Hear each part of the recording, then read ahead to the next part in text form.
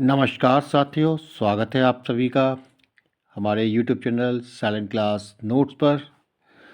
तो साथियों, आज हम इंग्लिश ग्रामर का सबसे महत्वपूर्ण टॉपिक प्रीपोजिशन के बारे में बात करेंगे। और कॉम्पिटिटिव एग्ज़ाम में अगर बात करें इंग्लिश की, तो वहाँ प्रीपोजिशन तो बहुत ही ज़्यादा महत्व रखता है और प्रीपोजिशन से 2-4 क्वेश्चन निश्चित रूप से आते ही आते हैं। और सबसे ख़ास बात ये होती है इसके साथ कि आपके जो भी क्वेश्चन आते हैं, अगर आपने थोड़ा-सा भी पढ़ाई कर लेंगे, तो बहुत जल्दी ये आपकी ग्रिप में आ जाते हैं। बाकी जो वोकैब की बात करें, तो वहाँ से थोड़ा डिफ़िकल्ट होता है क्योंकि वोकैब की कोई लिमिटेशन नहीं होती है। और जहाँ तक प्रीपोज़िशन की बात है, तो अगर आप गिने-चुने प्रीपोज़िशन को पढ़ लेंगे, तो आपके वो फँस जाते हैं और वो एग्ज़ाम में आपको देखने को मिल जाते हैं।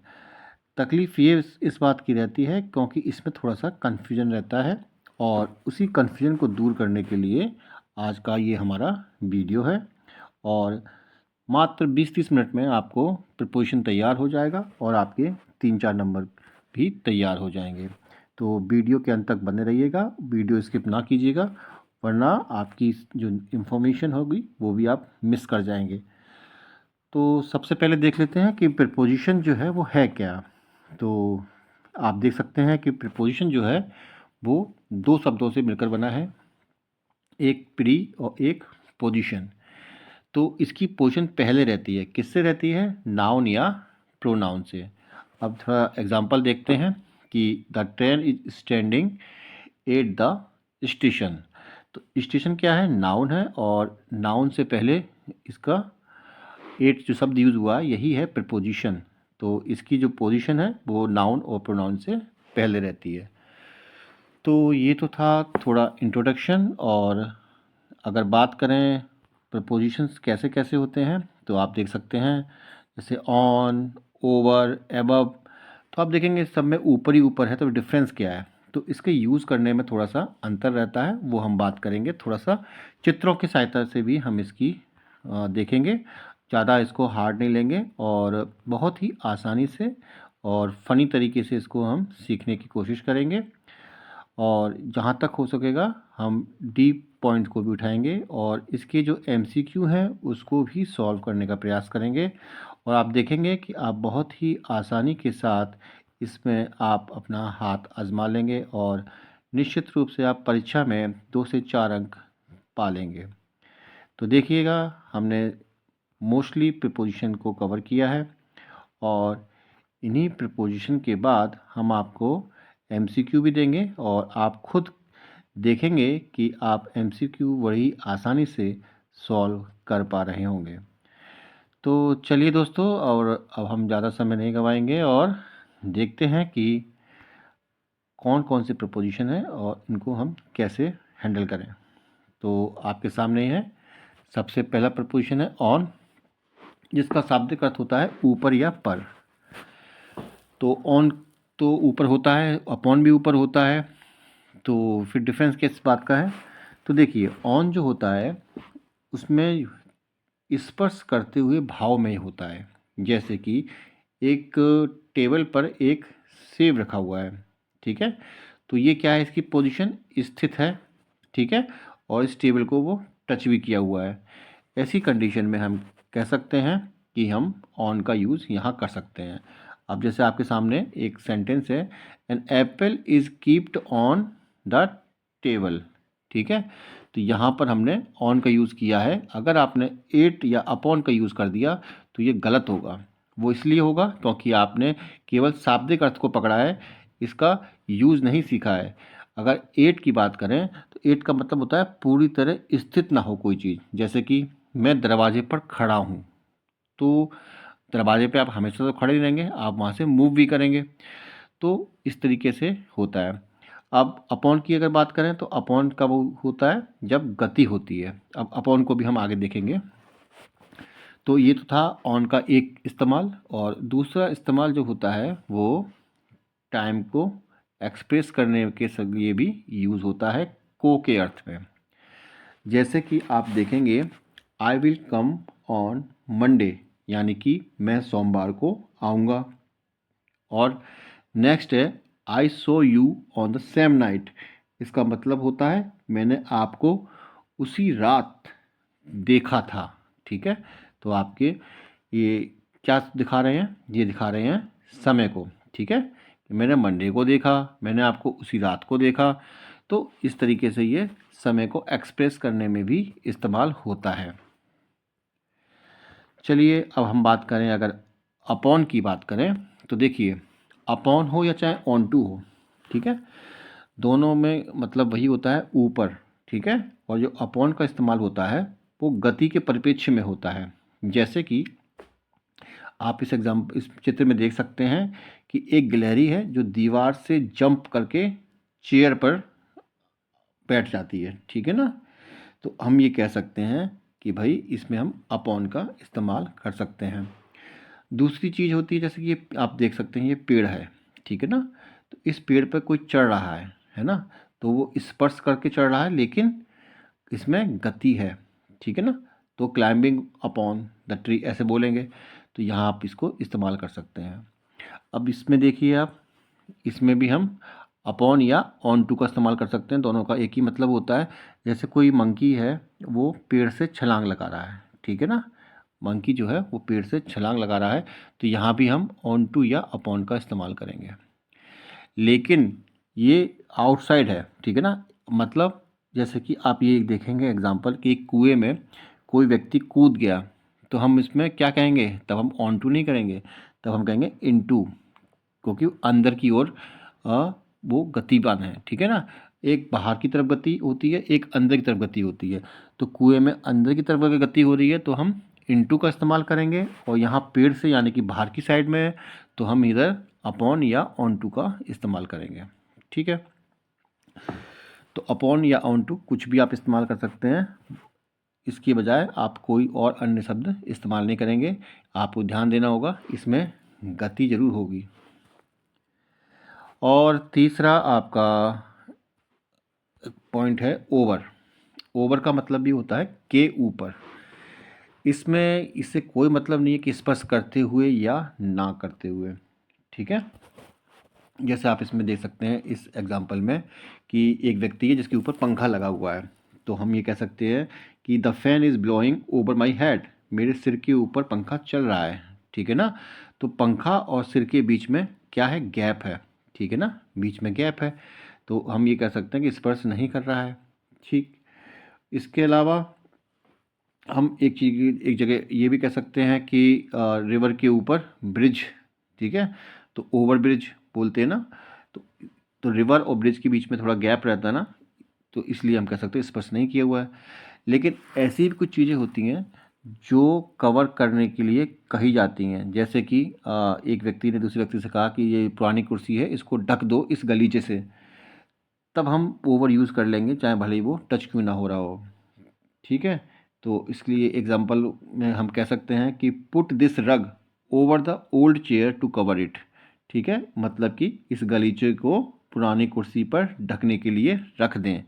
ठीक है, तो ऐसे भी हम इसको इस्तेमाल कर सकते हैं। दूसरा है कि ओवर का इस्तेमाल हम अक्रॉस के रूप में, एक्सेसिवनेस के रूप में, या समाप्त करने के रूप में, या एवरीवेयर या मोर देन, इस परिप्रेक्ष्य में भी कर सकते हैं। ठीक है, जैसे कि आर पार की अगर बात करें तो हम ये कह सकते हैं, अगर हम इसकी बात करें इस पॉइंट पे, तो हम ये कह सकते हैं कि वे नदी पर पुल बना रहे हैं। ठीक है, they are constructing a bridge over the river, इसमें हम कह सकते हैं। दूसरे हम इसमें हम ये एग्जांपल दे सकते हैं कि he got to tired because of overwork, काम की अधिकता के कारण वह बहुत थक गया था। ठीक है ना, और इसमें हम ये कह सकते हैं फिनिश के लिए कि our office hours are over for today, आज के लिए हमारे कार्यालय का समय समाप्त हो गया। अगर हम बात करें एवरीवेयर की, तो एवरीवेयर में हम क्या बोल सकते हैं कि besides our own galaxy there are about 100 billion other galaxy scattered all over the universe, हमारी अपनी आकाशगंगा के अलावा पूरे ब्रह्मांड में लगभग 100 अरब अन्य आकाश गंगाएं फैली हुई हैं। मतलब अगर आपकी अंडरस्टैंडिंग इसमें बन जाएगी तो निश्चित रूप से आप इसमें गलती नहीं करेंगे। क्योंकि 1-2 पॉइंट बताने से आप गलती कर सकते हैं। तो हमने कोशिश की है कि ओवर कहाँ-कहाँ इस्तेमाल हो सकता है, जिससे कि एग्ज़ाम्पल कैसा भी आ जाए, क्वेश्चन कैसा भी आ जाए, आप बिल्कुल उसको ठीक कर पाएँ। क्योंकि थोड़ी-सी भी इन्फॉर्मेशन जो होती है, वो गलती करा सकती है। तो कई वीडियो में होता है कि वो 1-2 पॉइंट बता करके आपको कहते हैं कि आपका फिनिश हो गया, लेकिन ऐसा नहीं है। ओवर के अंदर बहुत कुछ चीज़ें आती हैं। ओवर क्या, किसी भी प्रोपोज़िशन को आप 1-2 पॉइंट लेकर के ख़त्म नहीं कर सकते हैं, वो कई परिप्रेक्ष्य में होती है। तो उन बातों को भी हमें देखना होगा, कोई भी पॉइंट हमारा मिस नहीं होना चाहिए। तो चलिए, ओवर का हमने बात कर ली, अब बात करते हैं एबव के बारे में। ठीक है, तो एबव का जो प्रयोग होता है वो लेवल या स्तर के रूप में होता है। ठीक है ना, ऊपर के अर्थ में। जैसे कि आप ये देख सकते हैं कि एक नदी है, ठीक है, और वो क्या है, एक लेवल से नीचे या ऊपर बह रही है।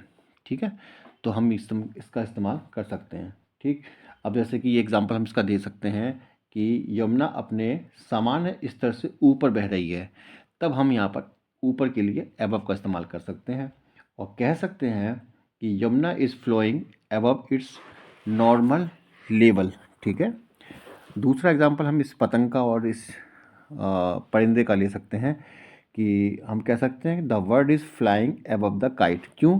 क्योंकि इस काइट से ऊपर ये परिंदा उड़ रहा है, यानी कि इस लेवल से वो ऊपर की बात कर रहा है, इसलिए हमने एबव का इस्तेमाल किया। इस खास पॉइंट को आप नोट कर लीजिएगा। और अगर बात करें तो आम तौर पर संख्याओं के साथ ओवर का प्रयोग होता है, ना कि एबव का। तो कभी कभी क्या होता है कि ओवर और एबव में भी हमें कन्फ्यूजन रहता है, तो हो सकता है इसके लिए हम ये दे सकते हैं, एक एग्जांपल दे सकते हैं, ये वाला ईमेल वाला।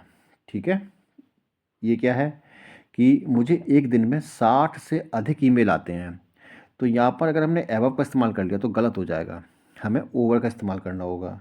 ठीक है, I get every 60 emails a day. ठीक है, मुझे एक दिन में 60 से अधिक ईमेल मिलते हैं। तो यहाँ पर संख्याओं के साथ ओवर का प्रयोग होगा, ना कि एबव का। दूसरा हम ये एग्जांपल दे सकते हैं।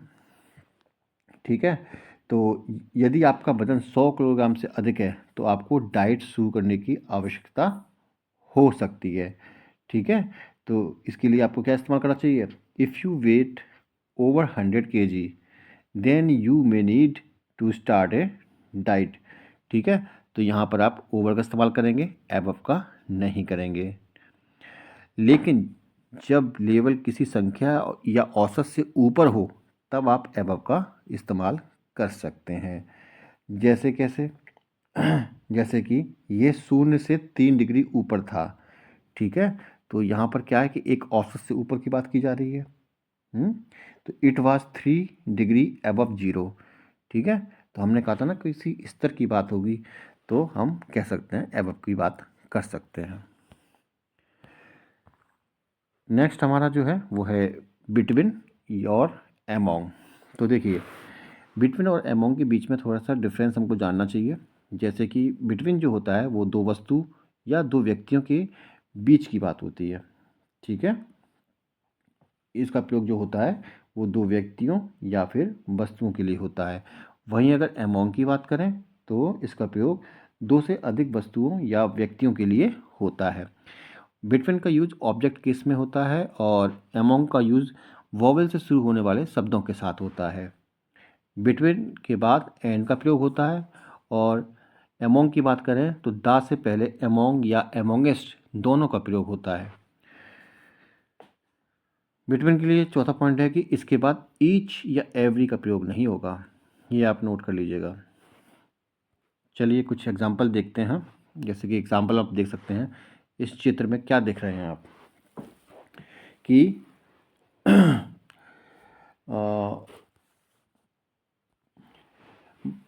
इसको आप ये समझिए कि बगीचे में दो छात्रों के बीच में झगड़ा हो रहा था। ठीक है, there was a fight between two students in the garden. ठीक है, इसका ये होगा।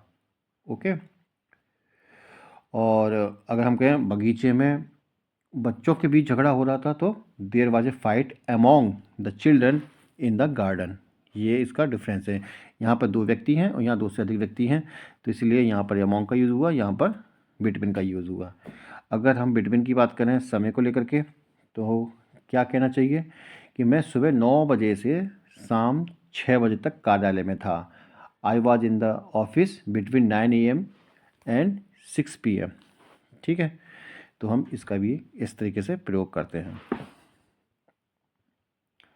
अच्छा, अमोंग इट की बात करें तो इसमें कई सारे लोग आते हैं, जैसे कि हमारे बीच बहुत प्रतिस्पर्धा है, तब हम यहाँ पर अमोंग का इस्तेमाल कर सकते हैं। जैसे कि there is a lot of competition amongst अस।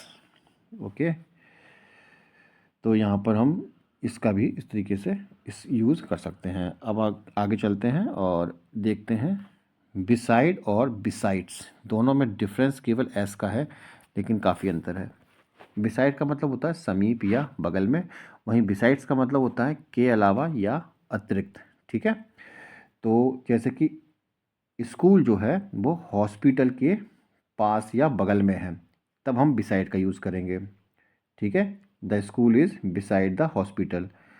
और अगर बिसाइड्स की बात करें तब हम क्या कह सकते हैं कि लड़कों के अलावा लड़कियां भी प्रतियोगिता में हिस्सा लेंगी, तो ऐसी कंडीशन में हम कह सकते हैं बिसाइड्स का यूज़ करेंगे। तो besides boys girls will also take part in the competition. ठीक है, ये हम बिसाइड और बिसाइड्स का डिफरेंस हमने देख लिया। नेक्स्ट है बिफोर, आफ्टर और बिहाइंड। ठीक है, बिफोर, आफ्टर और बिहाइंड, तो किसी वाक्य में बिफोर का जो प्रयोग होता है वो से पहले होता है या फिर के सामने होता है। अगर से पहले की बात करें तो हम ये कह सकते हैं कि तुम उसके सामने उसके आने से पहले मैं जा चुका था। ठीक है, उसके आने से पहले मैं जा चुका था। I had left before he cam, तब हम बिफोर का इस्तेमाल करेंगे। सामने के लिए भी यूज़ होता है बिफोर का, जैसे कि you were talking before him. ठीक है, तुम उसके सामने ही बात कर रहे थे, तो बिफोर का जो है से पहले और के सामने, इन 2 अर्थों में भी यूज़ होता है। आइए बात करते हैं आफ्टर की। तो आफ्टर की बात करें तो ये स्थान और समय के संदर्भ में के बाद के अर्थ में इसका प्रयोग होता है। अच्छा, तो कैसे हम इसको देखेंगे कि मेहमान जो थे वो 2 बजे के बाद चले जाएंगे। मेहमान जो हैं 2 बजे के बाद चले जाएंगे, तो इसके लिए एक सेंटेंस होगा the guest will leave after 2 o'clock। तो हमने समय के संदर्भ में कर दिया ना कि 2 बजे के बाद, है ना, समय में भी हो गया और के बाद भी हो गया, तो the guest will leave after 2 o'clock। अच्छा, ये तो हो गया। फिर स्थान के संदर्भ में भी हम बोल सकते हैं कि जो गीता है, ठीक है, गीता जो है वो मोहन के बाद में स्थान है, तो हम बोल सकते हैं कि इस पंक्ति में मोहन के बाद गीता का स्थान है। इंग्लिश में बोलेंगे the Geeta's place is after Mohan in this line. ठीक है, तो यहाँ पर स्थान के संदर्भ में भी हमने आफ्टर का यूज़ कर लिया और समय के संदर्भ में भी आफ्टर का यूज़ कर लिया। बात करें बिहाइंड की, तो बिहाइंड का मतलब होता है के पीछे। जैसे मेरी गाड़ी के पीछे एक स्कूटर खड़ा था, a scooter was parked behind my car. Okay, या हम ये भी कह सकते हैं कि वह मकान के पीछे खड़ा किसी का इंतज़ार कर रहा था, he was standing behind the house waiting for someone. तो वहाँ भी हम इसका बिहाइंड का इस्तेमाल कर सकते हैं। तो साथियों, मुझे लगता है कि आपको बेहतर तरीके से समझ में आ रहा होगा, और जब आप इसके MCQ को सॉल्व करेंगे तो आपको खुद ब खुद महसूस होने लगेगा, और अगर नहीं आएगा तो आप मुझे कमेंट कीजिएगा। अगला पॉइंट हमारा जो है वो प्रीपोजिशन वो ये है कि इन, इनटू और विदिन, तीनों का मतलब में ही होता है, पर डिफरेंस क्या रहता है कि इन की बात करें तो समय सूचक शब्दों के साथ इसका इस्तेमाल होता है। जैसे my brother will come in a week. ठीक है, तो समय वीक है और हफ्ते की बात हो रही है, तो इनमें इनका प्रयोग हुआ। महाद्वीप, देश, राज्य, महानगर के साथ भी इनका प्रयोग होता है। जैसे his father lives in Mumbai. ठीक है, तो मुंबई जो है वो क्या है, एक महानगर है, तो यहाँ भी हमने इनका इस्तेमाल किया। और स्थायी कार्य के लिए भी हम इनका प्रयोग करते हैं। जैसे his friend is in army. ठीक है, तो आर्मी की नौकरी कैसी होती है, स्थायी होती है, तो स्थायी कार्य के लिए भी हम इसका इस्तेमाल करते हैं। और अगर हम बात करें इनटू की, तो हम बात कर ही चुके हैं कि जैसे कोई व्यक्ति कुएं के अंदर कूदा, तो अंदर कूदा ना, इनसाइड, और वो भी क्या है, इसकी गति है, तो मोशन भी है और इनसाइड भी है, तो इसको हम इनटू से फिलअप करेंगे। नेक्स्ट है हमारा विदिन। विदिन का मतलब होता है के अंदर। के अंदर के अर्थ में कैपेबिलिटी, टाइम और प्लेस को बताने के लिए इसका इस्तेमाल होता है। चलिए साथियों, इसका एग्जांपल देख लेते हैं। जैसे कि अगर सामर्थ्य दिखाना हो विदिन में, तो हम कह सकते हैं we should work within our capacity.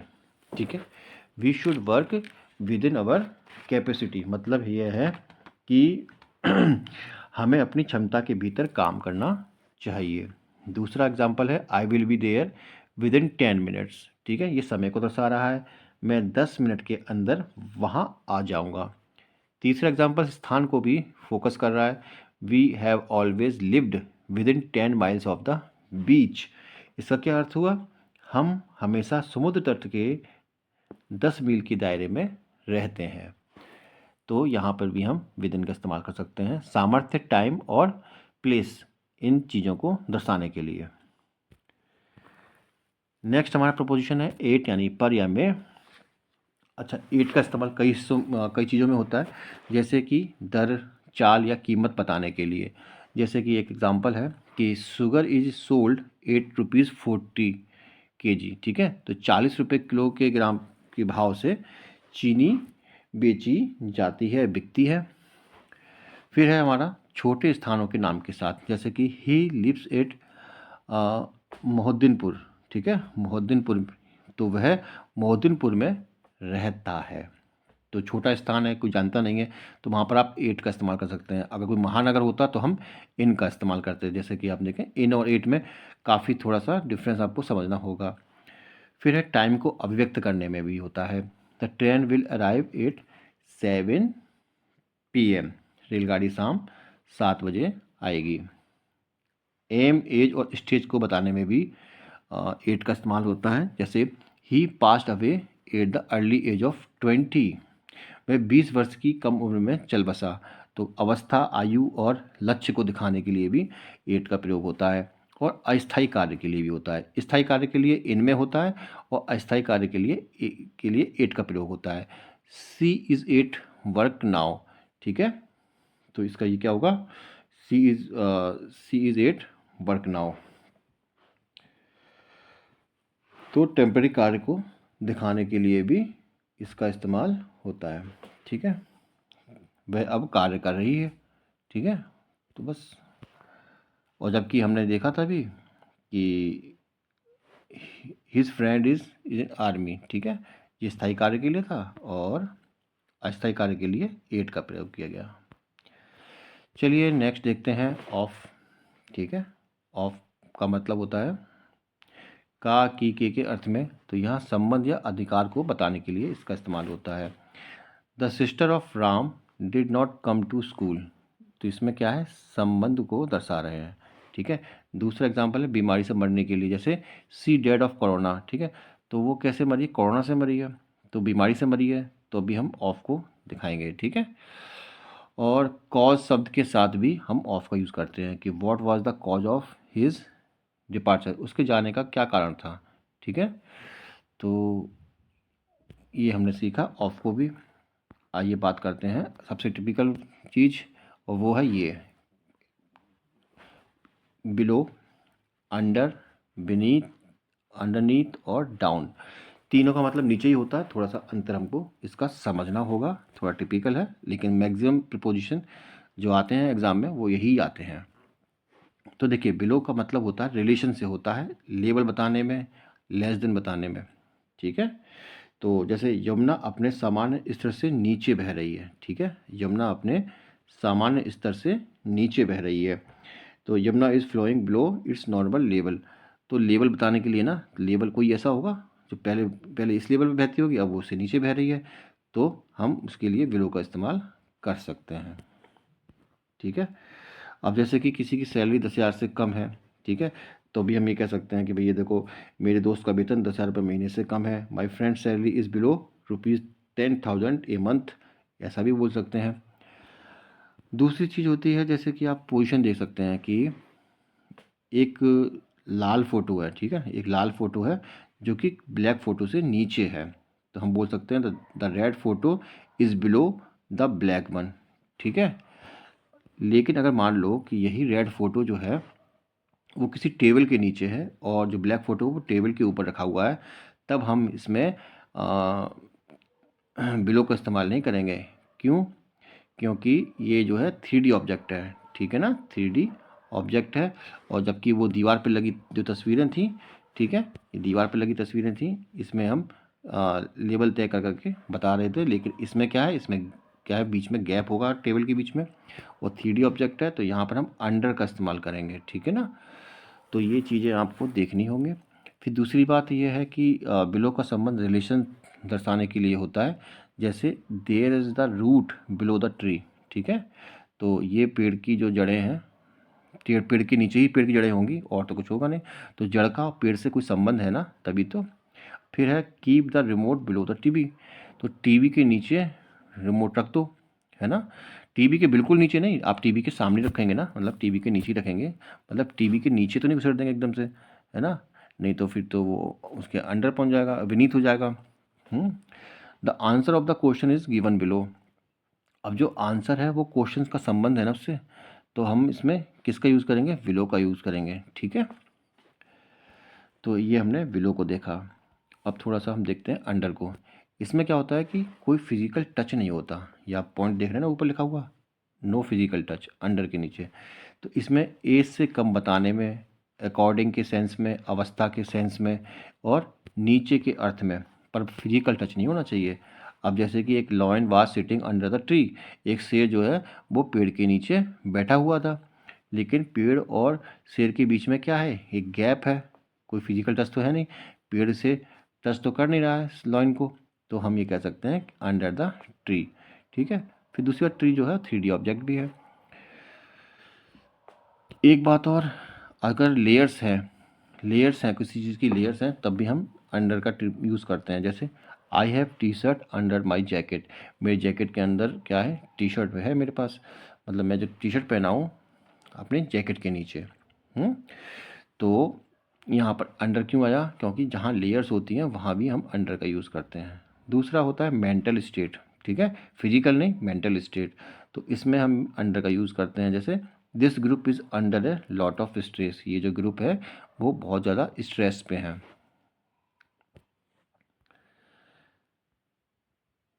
चलिए अब बात करते हैं बीनीथ।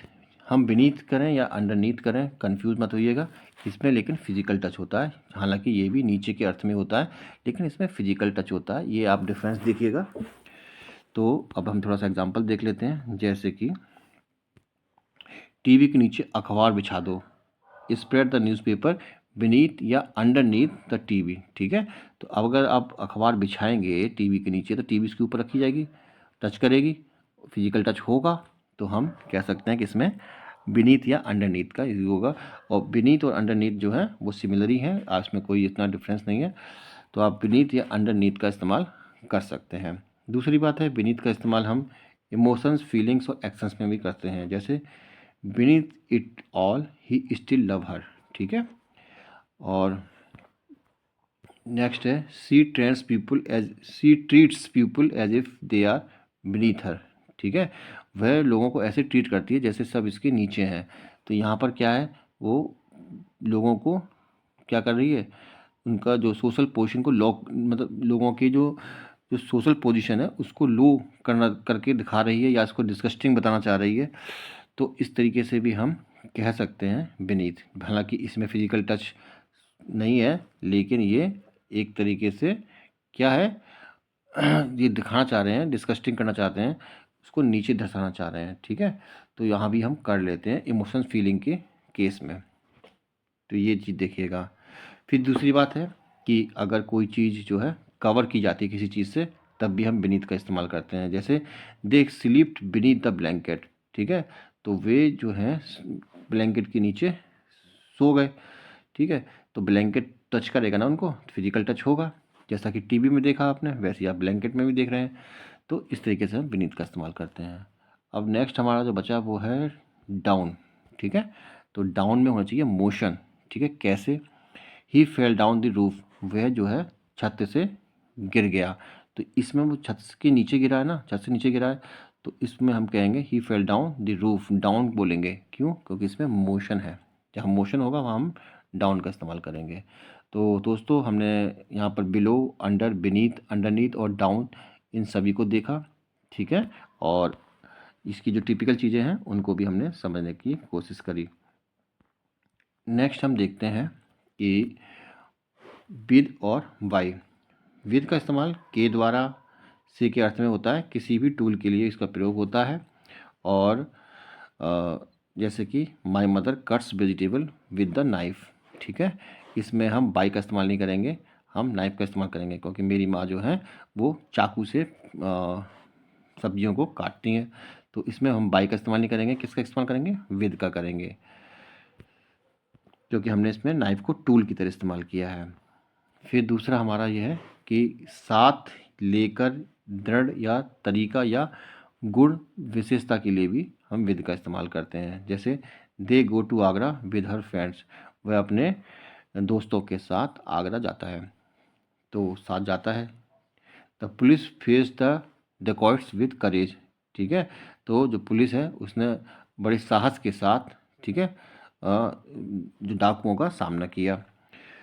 फिर है a girl with long hair came to the party, एक लड़की लंबे बालों के साथ पार्टी में आई, ठीक है। तो ये है, तो ये उसकी विशेषता बता रहा है, गुण बता रहा है।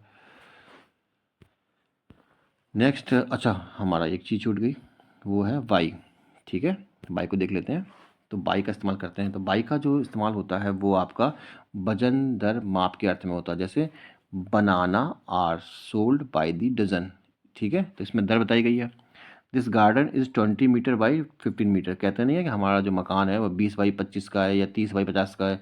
तो वही कह रहा है, माप को दर्शाने के लिए भी हम बाई का इस्तेमाल करते हैं, जो आमतौर पर आपने किया भी होगा। फिर दूसरा है पैसिव वॉइस में भी इसका इस्तेमाल होता है बाई का। जैसे he is taught by her sister, ठीक है। यहाँ विदे मत कर देना, इधर बाई का इस्तेमाल होगा, ठीक है। नेक्स्ट है हमारा यातायात के साधन में भी होता है। जैसे my father goes to Agra by aeroplane, ठीक है। तो एरोप्लेन से आगरा जाते हैं मेरे पिताजी, तो हम इसमें यातायात साधन है ना, इसीलिए बाई का इस्तेमाल करेंगे। फिर दूसरा है हमारा बिसाइड के अर्थ में भी हम बाई का इस्तेमाल कर लेते हैं। और बिसाइड का मतलब होता क्या है? के समीप या के किनारे। जैसे she goes to school and sits by Sita, वे स्कूल जाती है और सीता के बगल में बैठती है, ठीक है। तो इसमें हम बिसाइड का भी इस्तेमाल कर ले, बिसाइड के रूप में भी हम बाई का इस्तेमाल कर लेते हैं। चलिए साथियों, हमारा जो है विद और वाई हो गया है। और हम नेक्स्ट आते हैं in front of, very easy है, के सामने। जैसे कि उसने अपनी बाइक मेरे ऑफिस के सामने खड़ी की, तो यहाँ पर आप के सामने के लिए इन फ्रंट ऑफ कर देंगे, ठीक है। नेक्स्ट है हमारा अक्रॉस एंड थ्रू। अक्रॉस का मतलब होता है के पार या उस पार, और थ्रू का मतलब होता है के माध्यम से या हो करके। जैसे हम अक्रॉस की बात करें तो my friend lives across the road, ठीक है। मेरा जो मित्र है वो रोड के पार रहता है। फिर they are building a new bridge across the road, ठीक है। तो सड़क पर से एक नया पुल बनाया जा रहा है, बन रहा है। तो इस तरीके से वे क्या कर रहे हैं, वे जो हैं एक नया पुल बना रहे हैं सड़क पर, ठीक है। सड़क मतलब सड़क के ऊपर से तो होकर जाएगा वो, ठीक है, एक पार से दूसरी पार। तो हम इसमें अक्रॉस का इस्तेमाल करेंगे। थ्रू की बात करें तो इसमें के माध्यम से या होकर के होता है। जैसे he had to pass through the forest, ठीक है, तुमको जंगल से होकर के गुजरना पड़ेगा, ठीक है। फिर है he could not sleep through the night, वो पूरी रात भर सो नहीं सका। तो पूरी रात से होकर के ही तो गुजरा होगा वो, तभी तो नहीं सो पाया पूरी रात, ठीक है ना। तो ये हमारा अक्रॉस और थ्रू का इस्तेमाल हमने देखा। नेक्स्ट है हमारा अबाउट। इसमें होता है के बारे में या फिर लगभग। जैसे उन्होंने स्पेनिश गृह युद्ध के बारे में किताब लिखी, तब हम इसमें अबाउट का इस्तेमाल करेंगे। स्कूल लगभग 10 मीटर दूर है, ठीक है। तो यहाँ पे हम लगभग के लिए अबाउट का यूज़ करेंगे। नेक्स्ट है हमारा अलोंग। अलोंग एक चीज़ को दूसरी चीज़ का समांतर बताने के लिए होता है। सी रन्स अलोंग द रिवर, ठीक है। सी रन्स अलोंग द रिवर, तो मतलब वह जो है दौड़ती है, ठीक है। किसके समांतर दौड़ती है? रिवर के समांतर दौड़ती है ना। तो इसमें एक चीज़ को दूसरी चीज़ के समांतर बताया गया है। फिर ऐसे ही हम कह सकते हैं सी रन्स अलोंग दी रोड, तो वो सड़क के किनारे दौड़ती है, तो सड़क ऐसे है, उसी के समांतर वो दौड़ रही है। तो एक चीज़ दूसरी चीज़ के समांतर दौड़ रही है, तब इसमें हम अलोंग लगा सकते हैं। नेक्स्ट है अगेंस्ट, इसमें सटकर या के विरुद्ध होता है। जैसे the cycle is standing against the wall, ठीक है। तो कुछ साइकिल है, तो उसमें ये तो है नहीं कि हम साइकिल उस दीवार में घुसेड़ देंगे, उसके सहारे तो खड़ी करेगी जाएगी साइकिल, ठीक है। तब हम इसमें कहेंगे the cycle is standing against the wall. Seize against corruption, तब हम इसमें के विरुद्ध के रूप में इस्तेमाल करेंगे, जैसे वह भ्रष्टाचार के विरुद्ध है, ठीक है। तो अगेंस्ट के दो अर्थों में हम इस्तेमाल होते हैं। नेक्स्ट है हमारा फ्रॉम और ऑफ। तो फ्रॉम की बात करें तो फ्रॉम का मतलब होता है से के अर्थ में। अब से के अर्थ में ये कारण से, टाइम से, ओरिजिन से, सेपरेशन यानी अलगाव से, वस्तु के गुण बदलने के भाव में भी इसका इस्तेमाल होता है। जैसे कि वह पेट दर्द से परेशान है, तो इस से के लिए हम फ्रॉम का इस्तेमाल कर सकते हैं। टाइम की बात करें तो वह शाम 4 बजे से शाम 6 बजे तक, ठीक है, ट्यूशन में थी। तो इसमें इस से के लिए भी हम क्या करेंगे, टाइम का इस्तेमाल, उसका फ्रॉम का इस्तेमाल करेंगे। फिर गंगा गंगोत्री हिमनद से निकलती है, तो गंगा गंगोत्री से निकलती है, तो उसका ऑरिजिन है ना, तो फ्रॉम यहाँ पे हम से के लिए यूज़ करेंगे। वह स्कूल से आया है, तो स्कूल से आया तो स्कूल से अलग हो गया ना, सेपरेशन हो गया, तब हम यहाँ पर फ्रॉम लगा देंगे, फ्रॉम द स्कूल, ठीक है। दही से मक्खन बनाया जाता है, तो इसमें क्या है, वस्तु के गुण बदलने के भाव प्रकट हो रहा है, तब भी हम फ्रॉम लगा देंगे। ऑफ का मतलब भी अलगाव या सेपरेशन से होता है, ठीक है। जैसे कि it was the most excellent send off, ठीक है।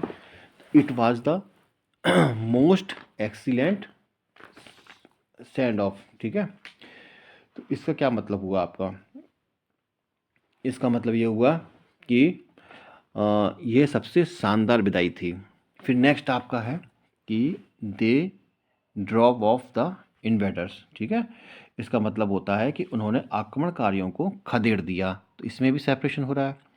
Thank you for getting me of the hook, मुझे हुक से निकालने के लिए धन्यवाद, ठीक है। तो इसमें भी क्या हुआ है, बताया जा रहा है ना कि सेपरेशन बताया जा रहा है। तो इस चीज़ को आप नोट कर लीजिएगा कि फ्रॉम और ऑफ में क्या डिफरेंस रहता है। नेक्स्ट है हमारा टू। तो टू का इस्तेमाल के प्रति, को, पास, समीप की ओर के लिए होता है। जैसे you must be loyal to your friends, ठीक है। तो इसमें हमें क्या अर्थ आ रहा है, के प्रति आ रहा है, ठीक है ना, कि तुम्हें अपने दोस्तों के प्रति वफादार होना चाहिए। नेक्स्ट हमारा है the teacher gave the books to everyone. यहाँ पर को प्रकट हो रहा है, जैसे अध्यापक ने सभी को पुस्तकें दी। He comes to his father, इसमें के पास प्रकट हो रहा है, जैसे वह अपने पिता के पास आता है, he comes to his father, तब हम इसमें टू का इस्तेमाल किए हैं इसीलिए। तो इन सेंस में हम टू का इस्तेमाल करते हैं। टू वर्ड्स की बात करें तो टू वर्ड्स में की ओर या के प्रति प्रकट होता है, जैसे he is going towards the forest, ठीक है ना, मतलब वह जंगल की ओर जा रहा था। नेक्स्ट है he feels a lot of anger towards his father, ठीक है, उसे अपने पिता के प्रति बहुत गुस्सा आता है, तो इसमें हम क्रिया प्रति के लिए भी टू वर्ड्स का इस्तेमाल कर सकते हैं। तो यहाँ पर आप के प्रति टू के लिए और इधर के प्रति के लिए टू वर्ड्स का इस्तेमाल हुआ है, तो आपको कन्फ्यूजन ज़रूर हो रहा होगा। तो इसमें आप देखिएगा, इसमें क्या बात क्या है, you must be loyal to your friends, ठीक है। तो इसमें हम टू का इस्तेमाल किए हैं, you must be loyal to your friends, तो अपने दोस्तों के प्रति आपको लॉयल होना चाहिए। इसमें क्या क्या बोला है कि he feels a lot of anger towards his father, ठीक है। तो इसमें भी कीवर्ड का यूज़ हुआ है, तो इसमें आप टू का भी यूज़ कर सकते हैं, टू वर्ड्स का भी कर सकते हैं। बेहतर रहेगा कि आप इसमें क्रियापति के लिए टू वर्ड्स का ही यूज़ करें। तो साथियों, ये तो हमने प्रपोजिशन देख लिए हैं, और अब हम एक एक करके इसके एमसीक्यू को भी सॉल्व करेंगे। आपके सामने ये एमसीक्यू है, और इस एमसीक्यू को आप सॉल्व कीजिए, इसका क्या अर्थ निकल सकता है। तो पहला एमसीक्यू है, सॉरी, ये मैंने किसी बुक से लिया हुआ है, तो उसका सीरियल नंबर कुछ और है, उससे आपको कोई मतलब नहीं है। ये मतलब आपके कॉम्पिटिटिव एग्ज़ाम में आ चुके हैं, तो मैंने ये एमसीक्यू आपके लिए कुछ ढूंढ कर लेके आया हूँ जो आपके आगामी परीक्षा में आ सकते हैं, मोस्ट इम्पोर्टेंट भी हैं। अब जैसे देखिएगा कि जैसे कि ये जो एमसीक्यू है 89 नंबर का, Sania was compensated the loss of her belongings at the airport. Option आपके सामने है, फॉर, ऑफ, अगेंस्ट और ओवर। तो इसका जो राइट आंसर होगा वो क्या होगा, वो होगा ऑप्शन ए, फॉर। ठीक है, तो इसमें क्या है, कंपनसेटेड के साथ फॉर का यूज़ होता है। Suraj is acquainted, filling the blanks, Kapil. तो इसमें आप कौन सा प्रपोजिशन लगाएंगे, सूरज इज अकाउंटेड, तो अकाउंटेड का मत के संग विद का इस्तेमाल होता है। ठीक है, तो ऑप्शन बी होगा। नेक्स्ट है, the examination will commence, filling the blanks, next week. तो 91 का जो आंसर होगा वो क्या होना चाहिए, होना चाहिए ऑन। ठीक है, the examination will commence on next week. Next है हमारा 92, everything hinges, everything hinges, filling the blanks, what happens next. तो इसमें जो राइट प्रपोजिशन होना चाहिए वो क्या होना चाहिए, वो होना चाहिए 92 का, 92 का जो अपॉन का यूज़ होगा, हिंग्स के साथ अपॉन का यूज़ होता है। और नेक्स्ट है, Aldous his brother is blind he is very fast. तो इन, विद, एट, अबाउट क्या लगाएंगे आप, तो यहाँ पर आप एट का प्रयोग करेंगे। ठीक है, ठीक है, तो वो किस में है, कैलकुलेशन में फास्ट है। ठीक है, वो अंधा है, हालांकि वो अंधा है लेकिन कैलकुलेशन में फास्ट है। तो 93 में हम, क्योंकि फास्ट एट और गुड एट, फास्ट एट और गुड के साथ, फास्ट और गुड के साथ एट का यूज़ होता है। If Neha persist in telling lies to me I shall sue her. तो 94 का जो आंसर होगा वो यहाँ पर क्या होगा, वो होगा सी, 4। ठीक है, if Neha persist in telling lies to me I shall sue her for slander. ठीक है, सिलेंडर के लिए करना चाहिए सू। ठीक, नेक्स्ट है 95, I don't agree, filling the blanks, my colleagues in this matter. तो 95 का जो आंसर होगा, तो एग्री के साथ हमेशा विद का यूज़ होता है, तो ऑप्शन सी होगा। नेक्स्ट है 96, because of the bad weather we had to stay the hotel. अब इसमें क्या लगाएंगे आप, तो यहाँ पर होगा इनका इस्तेमाल होगा। ठीक है ना, इनका इस्तेमाल होगा, होटल के अंदर ही तो आप रुकेंगे। ठीक है ना। 97, one should grapple, one should grapple filling the blanks all the dangers. तो 97 का क्या होगा, तो ग्रैपल के साथ एक फिक्स प्रपोजिशन होती है, वो है विद। ठीक है, तो कुछ शब्द भी होते हैं जिनके संग ये खास प्रपोजिशन यूज़ भी होती हैं, तो ये भी आपको हम नेक्स्ट वीडियो में बताएंगे। माई हाउस इज़ एडजेसेंट, 98। तो 98 का होगा, इसमें टू का इस्तेमाल होगा, my house is adjacent to central park. ठीक है, she is a little suspicious, filling the blanks, Narayan's true intentions. तो इसमें 99 का जो आंसर होगा वो होगा बी, ऑफ। ठीक है ना, तो इसमें एश्योर्ड के साथ, सॉरी, इसमें सस्पिशियस के साथ ऑफ का यूज़ होता है, सस्पिशियस के साथ ऑफ का यूज़ होता है, इसलिए ऑफ लगाएंगे। 100 है, एनीवन वाज ग्रेटली एश्योर्ड। तो इसमें Roshni awkward behaviour during the wedding ceremony. तो 100 का जो होगा वो होगा ऑप्शन सी, ऑफ यूज़ होगा इसमें। ठीक है, तो एश्योर्ड के साथ भी ऑफ का यूज़ होता है और सस्पिशियस के साथ भी ऑफ का यूज़ होता है। ठीक है, Deepak agreed all my views but this parents did not. इसमें होगा ऑप्शन डी का इस्तेमाल, टू का इस्तेमाल होगा। ठीक है, तो एग्री के साथ टू का प्रयोग होता है। ठीक है, एग्री के संग टू का प्रयोग होता है। फिर नेक्स्ट हमारा है ही नहीं, ठीक है। तो साथियों, ये तो थे हमारे कुछ एमसीक्यू, और आशा करते हैं कि आपकी आगामी परीक्षा बेहतर हो और इसी तरीके से आप हमारे साथ दें। और अगर वीडियो पसंद आए तो लाइक करें और अपने साथियों दोस्तों में इसको शेयर करना ना भूलें। और अगर आपको कोई फीडबैक देना हो तो आप हमारे कमेंट बॉक्स में कमेंट भी कर सकते हैं। तो साथियों, मिलते हैं अगले वीडियो में, तब तक के लिए नमस्कार।